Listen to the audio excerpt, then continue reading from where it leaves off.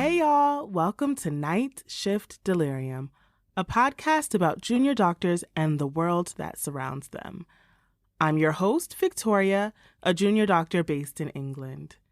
I know y'all, it's been a while and I do apologize, but sometimes life does get in the way.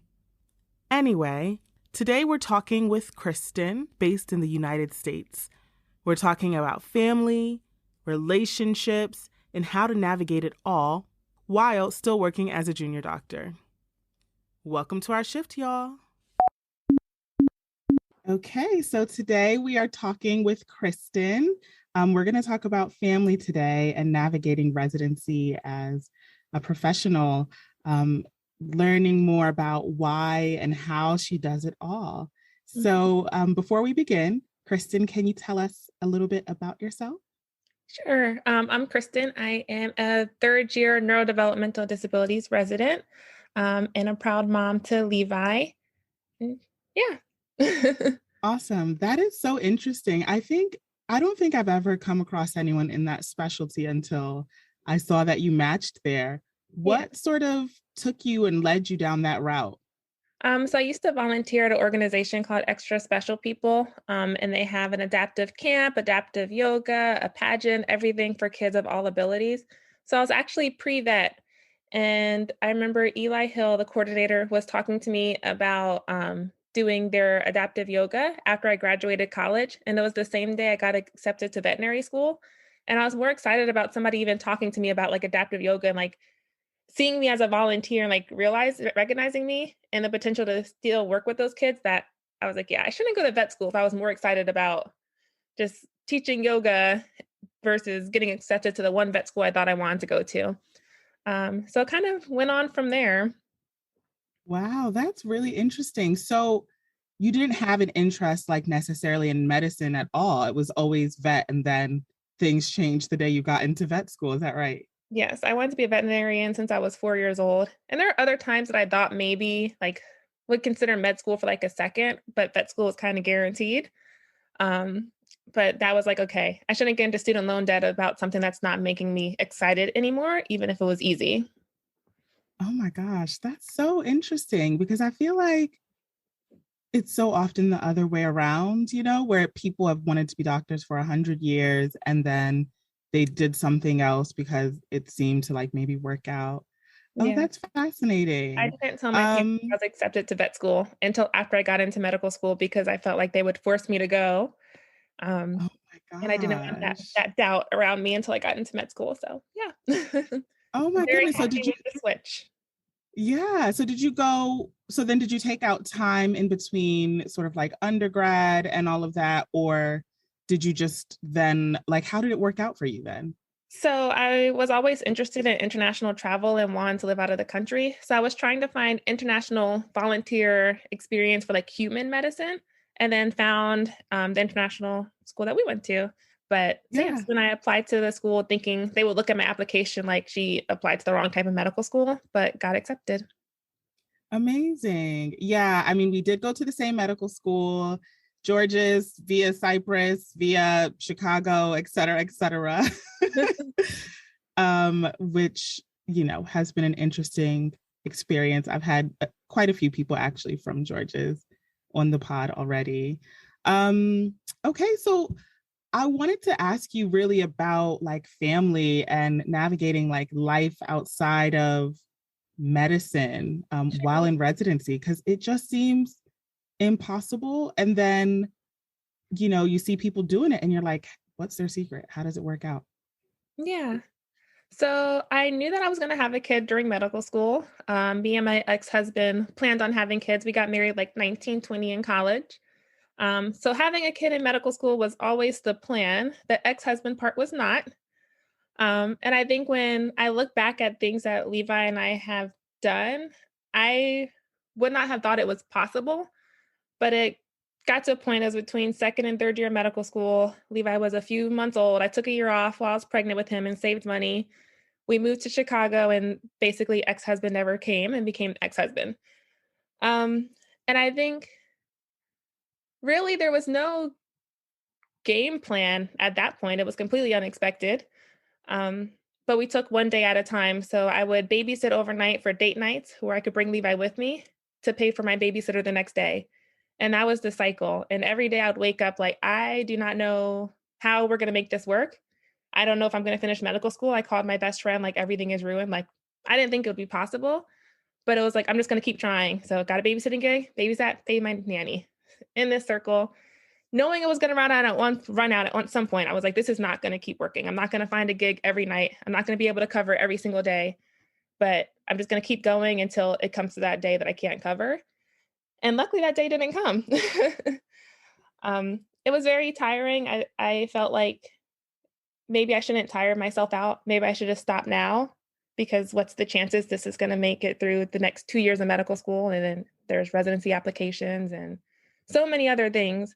But now looking back, I'm glad that I didn't give into that thought of doubt, because I matched into like my dream program, and things are still hard as a single parent in residency, but it's a lot easier when you have a salary, and it's a lot easier when you're doing exactly what you love and knowing that like you make it to the next day, you're going to be the kind of doctor you want to be. And like the goal is like, you can see it now, versus medical school. Like you don't really see it. You're just like, I'm going to keep doing this. I probably won't match. I failed step one. I'm very open about that. Like, why am I doing this? But now it's like, I know exactly why I'm doing it. So yeah. Oh my gosh. I love that so much, because like I knew that you had a child when we were in med school, and it's just like that was just wild to me, because everyone also like knew that you were really smart. So like it was I don't know how much of that reputation you know about, but it was very much so like, Kristin is on point. She has it together. She's so clever. Like she gets it, So for me, someone like me who, struggled for various reasons in medical school, I was like, gosh, I really admire the fact that one, she's so clever, but two, she has the responsibility of like, providing for a child, and like somehow she's able to do it. So it's like you see people like that sort of peripherally or maybe directly in front of you along your journey, and you're kind of like, whatever it is that I'm doing that's hard or whatever, other people are doing it as well. So it's good to know, but I had no idea, even with what little I knew, that you were sort of doing that every day and just still persevering and still really showing up, for school, like really showing up, being an active learner and doing all of the things that you need to do to like succeed in rotations. So that's awesome. It's so interesting hearing like other people's perception of us, because like I don't see myself as somebody who's very smart or clever, and I feel like I'm always coming in late. I'm always like barely keeping it together. Like that's how it feels on the inside. Like there's always like that imposter syndrome and doubt, like my grades weren't the strongest, things like that. So it's interesting to like hear what other people think. I appreciate that. Yeah, totally. And I think that like, I think people in medicine in general, but, especially women, especially Black women, we can sometimes doubt ourselves, and other people don't see it at all. Meanwhile, we're like, what's wrong with you? Why don't you get it together? Like that internal monologue is so difficult to overcome. And I genuinely don't know anyone who's successfully overcome it despite their success externally, if that makes sense. Yeah. And so I think, that's just such a perfect example of that. Yeah. I feel like Levi, or being a mom, has brought a lot of confidence to me. And that was kind of my thing during medical school, was like, I do not feel like I'm doing strong clinically, but when I come home, I am going to be that mom. And I would overdo it. Like I would hand make his baby food from scratch and like cloth diapered him, and wouldn't allow him to like watch TV or any kind of technology before the age of 2. And it seems like excessive, but I think I needed that, because it was like like if I know I could do those things right, even if I'm not doing a great job at school, like nobody can say I'm not a good mom. So like that was my source of confidence. Like having Levi made me feel more confident in myself. And then over time, I was able to like take little bits of that confidence and use it medically, and be like, you might not know every clinical answer, but you know how to show up for your patients. So Levi, I think, helped me become a better doctor than if I was just going through clinical education. I love that. What a nice, legacy for him, really. I mean, he's not at an age yet where he could, is probably thinking about his legacy, obviously. I mean, I don't think many of us are, but that is so phenomenal. One day he'll listen to this and say, yeah, I did that. Yeah. He got me through it. That is amazing. So, what has your journey been in residency, with a child, a very young boy? Yeah. My residency program is very family friendly. So that's helped. Being in a pediatric field, you have a bunch of people who are willing to like babysit and help. But it gets hard with 28-hour shifts. I'm away from my family still. Um, yeah, I don't even know how to explain it. I think intern year was really hard because we found a babysitter who suddenly stopped showing up. And you don't know like if your team is getting frustrated when you're coming in late or frustrated if you have to miss a day. Then Levi has some medical things. And for a while, I would put off Levi's doctor's visits till I had a day off, which is very rare. So typically his doctor visits are after I work a 28-hour shift and I'm showing up exhausted. Um, but I think during second and third year, I got a little bit more of like, I am here advocating for my patients. I need to advocate for my son and being like, I need to take this day off. My son needs to go to a doctor. But it took a really long time to get there because there is a certain work ethic and not necessarily always healthy culture in medicine that you don't take days off when you're sick or, things like that. Um, some of those thoughts were more internal because when I started to request those times off, everybody was like, absolutely. And go eat lunch with him afterwards. And I was like, oh, wait, what? You're not rushing me back? But yeah, here he comes. Sorry. Oh, no, that's fine. We're talking about you. Hey, Hi. It means Victoria. Victoria. Yeah. Victorious. Victoria. Is she victorious? What do you think about mommy and mommy's work? Her name should be Victorious. Your name should be Victorious. Because it sounds like Victorious. Actually, it's interesting because my friend Jessica, who I interviewed in season 1 about family, she had a baby, I guess, second year of her psych residency. And she just really talked about how she just would like, if she had a lecture, she didn't have childcare. And so she like brought her daughter with her and people just had to adjust. And her thing was like not asking permission. And I think it's such an interesting approach. I think of myself as a relatively bold person, but to be honest, I don't think I'd be that bold. And I think you really touched on something that I think we all struggle with, like showing up for yourself, because our job is to essentially support other people in their journey in life and improve their quality of life to the best of our ability. Mm-hmm. So that they can show up for everyone else and go to all of the holiday functions and go to the spas and all of that. And we do all of that. And it's a true sacrifice because we're not able to show up for ourselves so often. And yeah, it's just, I just think it's something that I don't know that anyone ever quite figures it out, because you do kind of feel like, will there be a limitation to people's empathy and understanding? What if I have a big emergency or like, and other people don't necessarily have to think about those things, So yeah, it's hard. It's definitely hard. Yeah. I think like I do a lot of advocacy work, and I started thinking when I kind of went through a health scare of my own personally during second year, I was like, I take so much time to like advocate for safe spaces for other people, and I do not provide or advocate for a safe space for myself. And then realizing that impacts Levi too. I think that's the thing. If I didn't have Levi, I don't know if I would have gotten there. But like me getting admitted to a hospital and like needing medical treatment and all those type of things. And it's like, if I would have went to the doctor sooner, would this have been as severe? And then now I'm in the hospital several days and not being able to see Levi. Like he got me there, but it's still the same lesson. Like, how can I work so hard for safe spaces for other people and not provide one for myself? Yeah, I mean, and someone is relying on you, so it's a completely different space than like someone like me who's kind of like, yeah, if I don't show up for myself and I'm burnt out or whatever. I mean, that's not a good thing, but I don't have anyone, expecting anything from me, I don't think. So it's just a completely different space.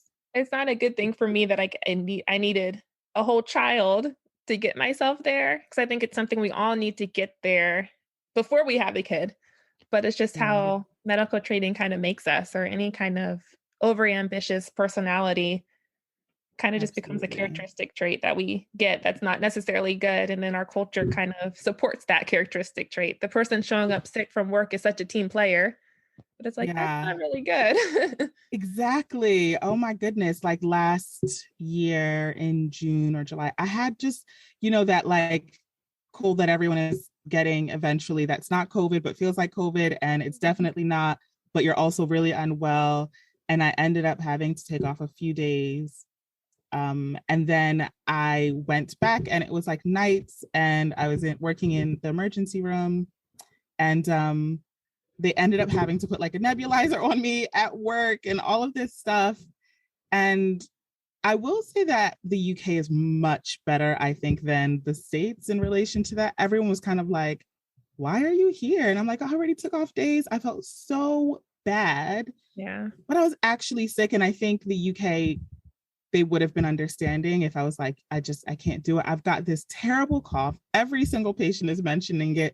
I would want a doctor cough, but I think my American side and also like Black woman American side was like, you need to go because what if it comes back? What if someone says that you're like abusing the system or whatever?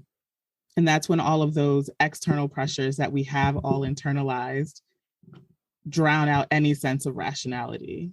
Yeah, I agree. I was working when I didn't have COVID, taking Dayquil like around the clock. And with taking Dayquil, I looked still sick. I just was able Yeah. to function. But I would have that same thought. Like, if I was a parent, I saw the doctor looking as sick as I did, I would not want them near my kid. Yeah, exactly. But somehow, I don't know. It's very tricky. It really is. I don't think that there's any perfect answer. I do think that we should try and like prioritize ourselves, but it really is so much easier said than done. Yeah. So, did you have anyone in your family who was medical before you decided to go down this path? Not directly. My aunt's a nurse, and her husband is a urologist, but not like, There wasn't like a mentorship or anything. That's what mm-mm. it was that one conversation. Yeah. That is amazing. And I mean, we've kind of already spoken about it, but having, your son, how do you think that's affected your clinical practice? Like, but the way that you work with patients and families? I think I see it a lot. Like, we work with kids who were really, really, really sick and that got really big, scary, lifelong diagnosis. And at the same time, a couple rooms over, we're rounding on a patient who just has in quotes, um, RSV, bronchiolitis, will go home in a few days as long as they're eating and drinking well, no big deal to us. And I think that it allows some people unintentionally to be less empathetic towards that family because we just left a room where the kid may not be alive very much longer or is going to have a severe long-term outcome. And I've had a lot of conversations with colleagues like, when it's your child, it is scary. It doesn't matter that their kid is going to be fine in a couple of days. We know that and we can tell them that, but it's everything is scary when it's your kid. And so, like with Levi, when he gets a little cold, I'm worried and I know he's going to be fine. And I've seen a lot of scary things. I know exactly what to do, but it allows me to very easily put myself in parents' places. Um, Working 28-hour shifts is exhausting, but the lab that wakes us up, that lab result is keeping parents up. And at the 28-hour shift, we clock out, we go home, we can sleep, we're done. But the parent doesn't get to clock out of their call shift. They're on call 24/7 and worried, and they know a lot less than we do sometimes. So I think I can easily put myself in their place and understand if they want a 3 a.m. update, like, really? Does it have to be at 3 a.m.? But at the same time, I get to go home and go to sleep. They're going to be up at 3 a.m. They're going to stay awake. So it's very easy to put myself aside the hours that I'm at work to support families because I can imagine how I would feel if I was there with my kid. And I can look past being exhausted or knowing this lab result won't change anything at the middle of the night because it's normal, but just needing to hear it from a doctor. Just be okay with like, I'm not going to sleep while I'm here. Oh, that's so good. I mean, I don't work with kids that much except for when I'm in the emergency room, but I definitely can understand that from even like just relatives who, especially during COVID and everything, they've not been able to come in and they want these updates. And sometimes they're really grumpy about it and not exactly kind. Sometimes they are, but I do try and sit and remind myself that actually they have no idea what's going on. I'm sure they've heard horror stories. And also it's just scary, having someone be unwell. But it is really easy to forget that after a really long day or a long shift or a complicated, whatever. Even if you have your own things going on at home, it is very difficult to always keep empathy there. But yeah. I mean, I think it's also a bit different when I'm just thinking about, what if it was my mom or something like that versus I have a child that I see every single day and this could be me, it's a little bit different.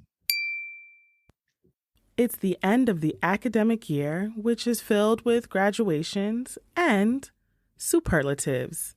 So what were some of your favorite specialist residents voted as way back in the day? Well, here's Delirium's take on a few.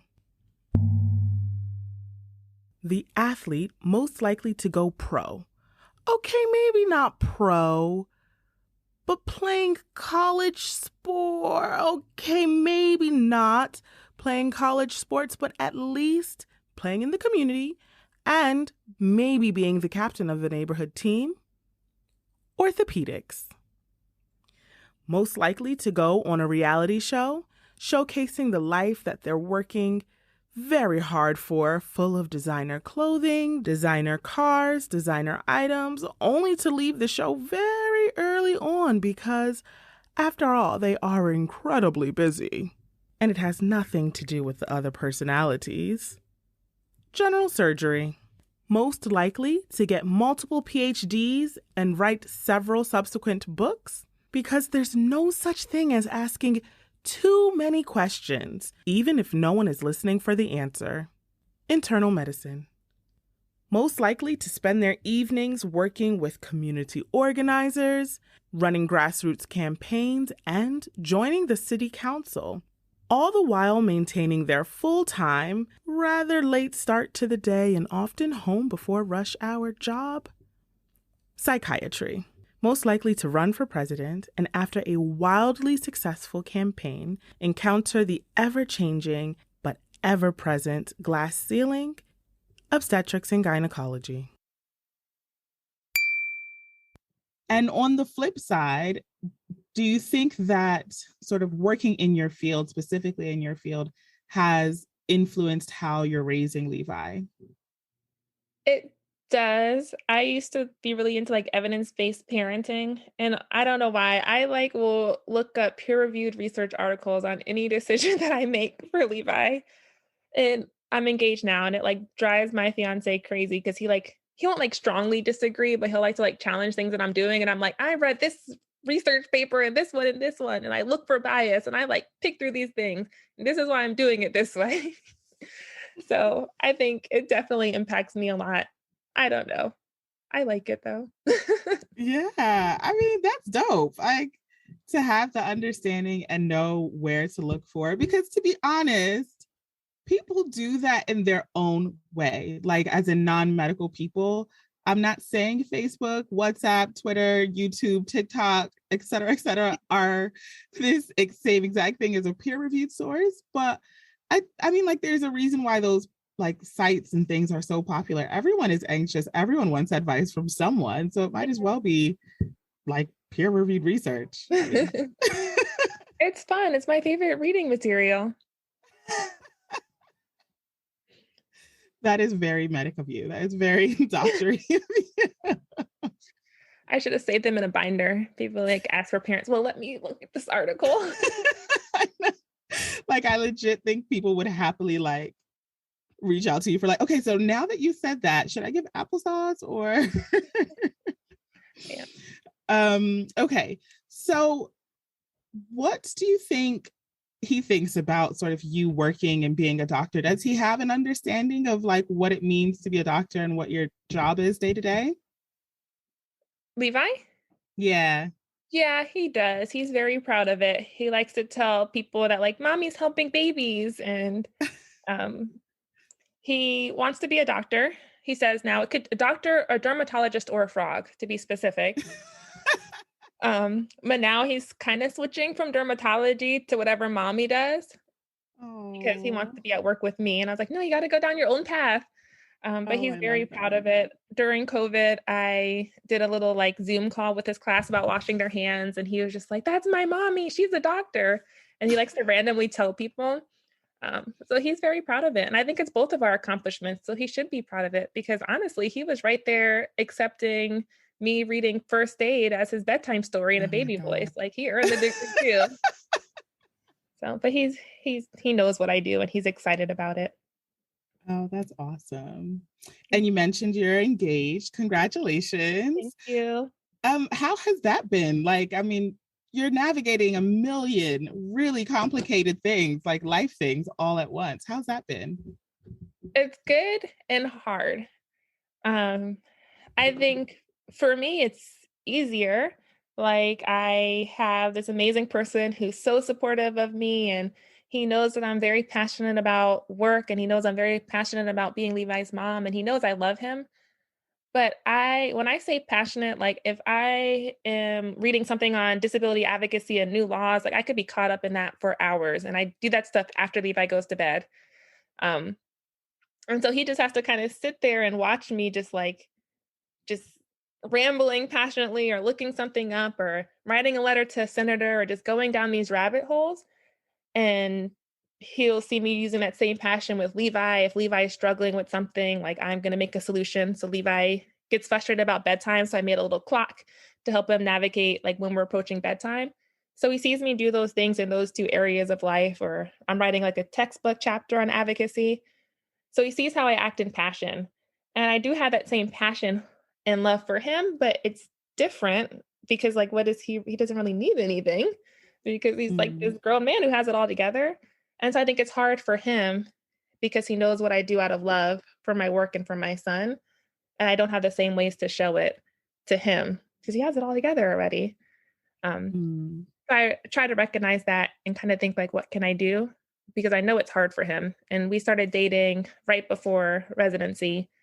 And, now he's coming to Indiana every weekend instead of hanging out in fun Atlanta and things like that. And he's had to make so many sacrifices for me. He travels for work, is in Chicago. And if I get jeopardized into a shift, he'll drive 2.5 hours to help with Levi or rearrange his schedule to be here overnight with Levi or come here when Levi's sick and does so much. And there's just, I don't have this, I don't have anything to sacrifice. Like I'm already so spread thin between work and being Levi's mom. Like I can't do anything like that. I don't have anything to do like that. So it's great for me. And I can definitely see how it could be really hard for him because he has so much more to give and so much space to sacrifice. And he does constantly. oh, I mean, that is amazing. One, to like find such a supportive partner. I think you've got two things that require 100% of you. Like work requires 100% of you. Raising your son requires 100% of you. And so it's difficult to see how you're going to split a pie that's literally already consumed times two. Yeah. Um, but that's amazing to find a partner that is comfortable with not even just one of those things, but both of those things and supporting you. Like I find dating and all of that to be quite complicated, just as a doctor, Mhm. um, like I go out on dates with people and then I just find people are really needy, or like if someone has like a little bit of a cough or something, yes, they feel unwell, but they don't need to be in hospital. And for me, man syndrome is like, it gives me the automatic ick. So like I find it to be really hard to manage all of those things. But I mean, I guess it's just part of life. It's something that you have to try and find a way to do. But I mean, obviously, he sees your love in things because you started dating before residency and you're engaged now. So Yeah. seems like it's working out. I think with him, he used to be an investment banker. And so he worked in a field where he had no work life balance and he understands like the work that you have to put in the Yeah. beginning. And that'll be my dating tip. If you're going into medicine, try to find somebody who understands the work that it takes with these type of careers. It doesn't necessarily have to be medicine, but somebody who knows like, okay, it's going to be crazy in the beginning, but it's going to work out in the end is beneficial. So I never Totally. had to like explain my schedule to him or anything like that. Like he just kind of got it. Like he just gets it. So. Oh, that's good. I love that. I mean, it's good that he was working in investment banking because he understands like the mania of like, Yes. demanding jobs. And I do think that that makes a massive difference. Okay, so I won't keep you too much longer, but I do have a few more questions. So if Levi does follow through with deciding to be a doctor later on in life, what advice will you give to him? If Levi decides to truly pursue medicine, it would have to bring him the amount of joy that it brings me. I feel like people can go into medicine for the title or the money or so many other things. But when I go to work, especially when I'm on the rotation of like developmental peds or in my developmental peds clinic, I love being there. Like time goes by so fast. I could work late. I could be in the room with a family for an hour and a half, and it doesn't bother me. I'm just so glad that they had an hour and a half worth of things to talk about with me and questions that I can answer. And it just is so fulfilling. And I'm excited to go there every day. And I feel so happy when I leave. And it would not be worth it if it brought me any less happiness than that. And so I don't want him to go into it because he sees me going into it. I don't want him to go into it because he sees my happiness in it if he doesn't have that same happiness. So my advice to him would be like, make sure it truly brings you joy because it is long. The hours are horrible. You sacrifice a lot. It has to be worth it. And money and all that type of stuff is not worth it. The title is not worth it. It has to bring him joy.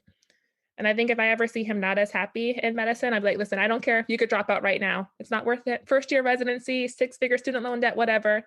You're not happy. Yeah. You need to stop. Oh, that's great.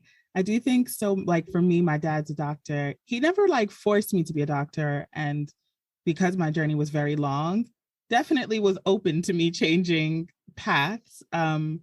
But you do find often people who are in medicine because their parents are doctors or they are after the title and after after the money. And along the way, they kind of lose that interest because it's not sustainable, is it? So like the money isn't, I mean, people might think that.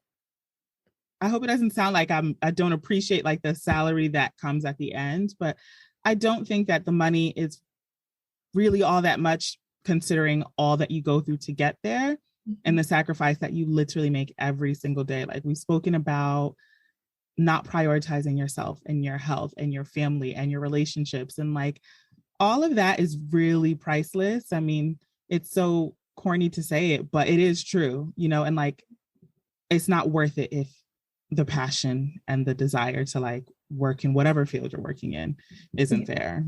There's so many other ways to like make money that will require a lot less sacrifice. Absolutely. And I think to be a great doctor, you have to really love it to really show up for families in that kind of way. So it's beneficial for both if you don't do it, if you don't have that love. Yeah, totally. So what do you hope Levi and your fiance remember most about this period in your life and in your training? I hope that Levi remembers all the ways I tried to make every day special, even when I was tired. Um, yeah, it's important to me that he knows that because I will lose sleep to try to make something special for him, even if he wouldn't have noticed if he didn't have it. So I just hope that he knows that even when I was working in 28-hour shifts, I would plan a pizza party for him with the babysitter and something special when I came home. Um, and my fiance, I want him to know that I see every single thing that he does for us. Why am I tearing up? Oh my gosh. And all the sacrifices that he makes, and that I hope that he knows that I see that, and that in our lifelong marriage afterwards, that I can show him the same amount of appreciation and sacrifice that he's shown for us. And yeah. Why am I Oh tearing my up? Oh my goodness. gosh. Why am I getting emotional? It's so sweet. It's so sweet to see and hear these things. Like, it's good. As always, it's inspiring. Um, and what do you hope to remember the most from this period when you listen to this in like 20 years or whatever? Um, let's see. What do I hope to remember? There's a lot. I hope to remember a lot of the special moments that Levi and I have had. I hope to remember all the times that Levi said really sweet things to me, like, "You're a good doctor, mommy," or little things. Like, he gives me a lot of words of affirmation. I hope to remember that. Um, yeah. I don't know. I hope to remember a lot of things. That's a hard question. But I think definitely I hope to remember a lot of little family moments that I've had, special moments I got to share with families that I will kind of take on with me as I practice with more families, different things that they told me that has helped them. I hope I remember those so I can use it to help other families. I hope I remember the times that I really didn't think that I would make it through so that if I ever had that feeling again, I could be like, no, that's not true. You did it before here and you did it before at this time. So, yes. Good. And then I have two last like advice questions. What advice do you give to yourself in like 20 years, like when you're nearing the end of your career and maybe aren't as, you just have a different outlook? What advice do you have for yourself? Like, what would I tell myself in the future? Yeah. I don't know what I'll tell myself in the future. She's going to know more than I know. But is there something that maybe you might think, like, for example, for me, my advice to myself in the future is the struggle that you're going through got you to where you are right now, and always remember like your why. Like that for me is really important, and I don't ever want to forget that. But knowing myself and knowing that I do tend to get jaded after a couple of years in a few different places, I just want to tell myself to keep going for my why. I guess mine would be, I don't know, how do I phrase this? Don't let other people's feelings or perceptions influence how you feel or perceive situations. So I tend to be overly optimistic, and a lot of things bring me joy. And I want to keep that in my old age. Even if I have people saying, but all these bad things happen. Like, why are you still so joyful? I want to remind myself to keep that joy regardless of other people's feelings about it. That's awesome. And I have a feeling that that's exactly what's going to happen, because already you've had so many different obstacles and you're still joyful and it's evident. So, I mean, that is not an easy task at all.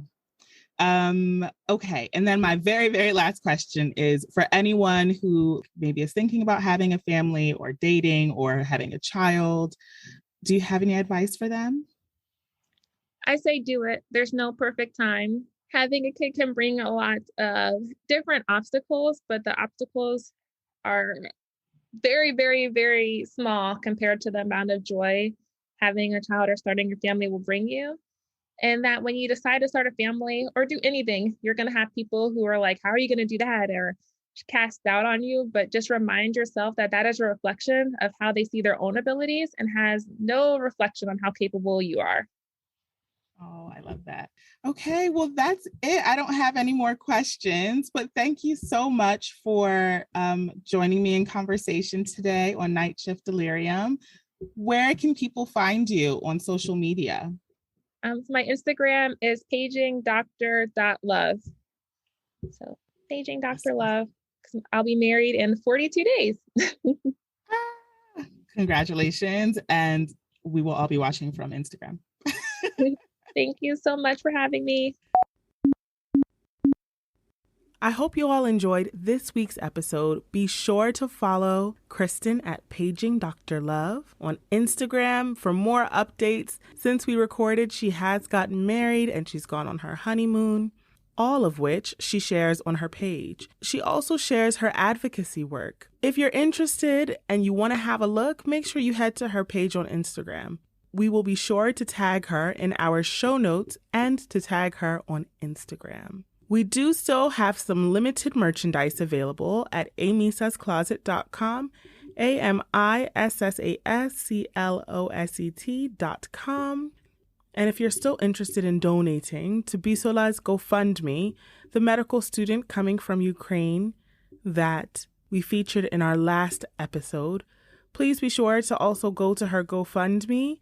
It's in our link tree. So that's linktree.com/nightshiftdelirium. If you're enjoying, make sure you like, subscribe, share, and do all of the things that the internet tells us to do for the podcast. And we will see you on our next shift. You can sit and listen, but you have to listen quietly, or you can go to your room. What choice do you want? It might be easier to walk if you open your eyes. It won't.